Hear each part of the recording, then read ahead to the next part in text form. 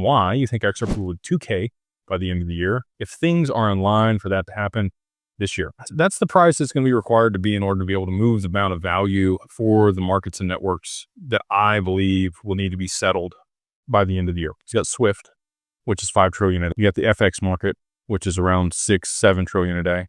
You got commodities, which is 6-7 trillion a day. You got the back end of the stock market, which is 6-7 trillion a day. So where are we at? We'll call it $25 trillion that needs to be settled on a daily basis. How much XRP do you think is available for that? 10 billion?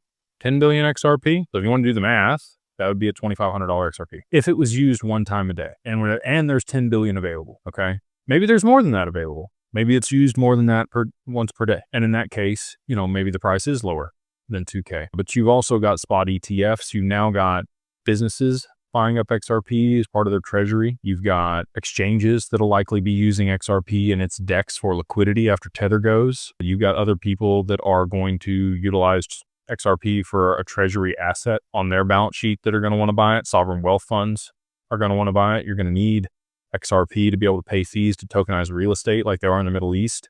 On the XRP, you're going to have liquidity pools by the end of the year that lock up XRP. You're going to have AMMs by the end of the year that are locking up XRP. So it's really a lot less available supply than I think people really understand that's going to be available by the end of the year because of all these other catalysts that are going to lock up the XRP. So to move all that value, you might have a couple billion XRP, 5 billion XRP available to settle $25 trillion a day in transaction volume, maybe more.